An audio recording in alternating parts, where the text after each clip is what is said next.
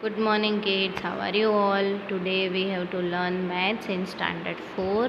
So kids, हमने last time maths में page number 123 जो है वो कर लिया था। आज जो है हम पेज नंबर 124 से स्टार्ट करने वाले हैं। तो चलो स्टार्ट करते हैं।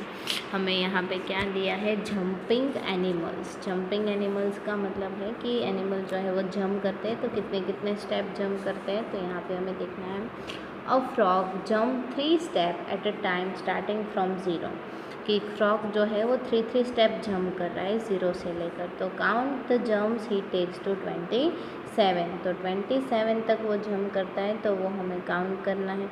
ओके, तो हम काउंट करते हैं। चलो, तो पहले ऐसे स्टार्ट करेंगे 0, उसके बाद 3, उसके बाद कितने स्टेप, 3 स्टेप, तो 1 2 3, उसके बाद 4 5 6, तो लिखेंगे 6, उसके बाद 7 8 9, तो यहाँ पे लिखेंगे 9, 10 11 12, तो यहाँ पे लिखेंगे 12, 13 14 15, तो यहाँ पे लिखेंगे 15, 16 17 18, हमें लिखेंगे 18, 19 20 21, तो यहाँ पे लिखेंगे 21, 22 23 24, तो यहाँ पे लिखेंगे 24 25 26 27, तो 27। तो चलो देखते हैं हाउ मेनी स्टेप्स, उसने कितने स्टेप जंप किए। तो 1 2 3 4 5 6 7 8 और 9, तो 27 तक पहुँचने के लिए उसने कितने स्टेप जंप किए, 9 स्टेप्स जंप किए, है ना। आपको तो पता ही होता है कि 3 के टेबल में 27 कब आता है, 3 9 ज़ा 27, तो 27 से मैं 3 को डिवाइड करूँगी तो आंसर क्या मिलेगा, 9। उसके बाद है he has taken blank jumps to if he has 36, अगर उसे 36 तक पहुंचना है तो कितने स्टेप लेने पड़ेंगे। तो हम 36 से 3 को डिवाइड करते हैं, 36 डिवाइड बाई 3, 1 ज़ा 3, 0 ऊपर से लिए 6, 3 2 ज़ा 6, तो आंसर क्या आया 12। तो उसे कितने स्टेप लेने पड़ेंगे, 12 स्टेप्स लेने पड़ेंगे, क्योंकि फ्रॉग जो है वो 3 स्टेप से जंप कर रहा है, इसलिए मैंने 3 से डिवाइड किया और टोटल है 36। इफ़ ही एट 42, अगर 42 ले रहा है तो उसे कितने जंप करने पड़ेंगे। तो चलो 42 से भी डिवाइड कर लेते हैं, 3 1 ज़ा 3, 4 माइनस 3 यानी कि 1 बचा, ऊपर से लिया 2, 3 4 ज़ा 12। ओके, तो कितने स्टेप वो लेगा, 14 स्टेप्स लेगा, तो आंसर आएगा 14 स्टेप्स। ओके, तो यहाँ पे मैंने डिवीज़न किया है, तो वो अच्छे से देख लेना ताकि आपको समझ में आ जाए कि आंसर कैसे आ रहा है। उसके बाद है starting from 0 a rabbit jumps 5 step. 0 से रैबिट जो है वो कितने स्टेप जंप कर रहा है, 5 स्टेप पे जंप करना है, यानी कि अभी हमें 5 का टेबल याद रखना है कि रैबिट अभी 5 स्टेप जंप कर रहा है। तो अभी 5 का टेबल हम करके कैसे आंसर्स ला सकते हैं। तो how many jumps does he reach 25, तो 25 पहुंचने के लिए, तो 25 है तो मैं अंदर लिखूँगी 25 और 5 स्टेप जंप कर रहा है, इसलिए मैं 5 का टेबल लिखूँगी। तो 5 5 ज़ा 25, ओके, तो आंसर क्या आया 5। तो उसे कितने जंप करने पड़ेंगे, 5 जंप्स करने पड़ेंगे।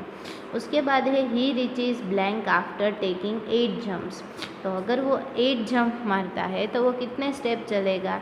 तो 5 8 ज़ा कितना होगा 45, सॉरी 40, 5 8 ज़ा 40। ओके, तो यहाँ पे पहले मुझे जंप फाइंड करने थे, इसलिए मैं डिवाइड कर रही थी, लेकिन अभी मुझे स्टेप्स फाइंड करने, जंप दिए हुए हैं। तो एक जंप में 5 स्टेप्स है, तो यहाँ पे मुझे 8 जंप में फाइंड करने हैं। तो 1 के 5, तो 8 के कितने होंगे, तो 8 5 ज़ा 40 स्टेप्स होंगे। वैसे ही needs blank jump to reach 55, तो 55 को पहुंचना है तो उससे कितने जंप लगाने पड़ेंगे। तो 55 डिवाइड बाई 5, 1 ज़ा 5, 5 1 ज़ा 5, 0 0, तो उसे 11 जंप लगाने पड़ेंगे। अगर मुझे जंप फाइंड करना है तो डिवाइड, अगर मुझे स्टेप्स फाइंड करने हैं तो मल्टीप्लाई। ओके, तो यहाँ पे आपको ये बहुत अच्छे से ध्यान रखना पड़ेगा कि आपको कौन सी चीज़ फाइंड करनी है, तो डिवाइड करना है या मल्टीप्लाई करना है।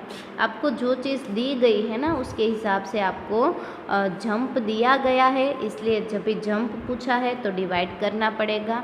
अगर आपको स्टेप्स दिए गए होते तो आपको क्या करना पड़ता कि आपको स्टेप से डिवाइड करना पड़ता। ओके, यहाँ पे प्रैक्टिस टाइम दिया गया है 28 डिवाइड बाई 2, 48 डिवाइड बाई 4, 96, 56, 66 और 110 डिवाइड बाई 10। तो यहाँ पे मैंने ऑलरेडी डिवीज़न की ही है, लेकिन फिर भी ये सारे डिवीज़न जो है वो मैं आपको एक बार करवा देती हूँ ताकि आपको समझ में आ जाए। तो इसमें से मैं आपको 2 डिवीज़न यहाँ पे टेक्स्ट बुक में ही करवा देती हूँ। तो फर्स्ट आपको दिया है 28 डिवाइड बाई 2, तो चलो कैसे करेंगे, 2 से डिवाइड करना पड़ेगा। तो 2 के टेबल में 2 कब आते हैं, तो 2 1 जा 2।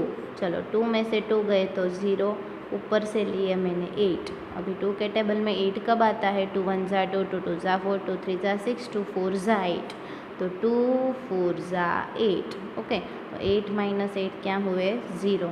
तो मुझे आंसर क्या मिला, 14। तो यहाँ पे मैं लिखूँगी 14। ओके, वैसे ही सारे ये डिवीज़न जो है वे प्रैक्टिस टाइम के आपको घर से नोटबुक में करने हैं, और जो भी आंसर आए वो आपको यहाँ पे लिख देने हैं आपको अपनी टेक्स्ट बुक में। तो ये वाला जो क्वेश्चन है आपको कंपलसरी नोटबुक में करना है सभी बच्चों को घर से।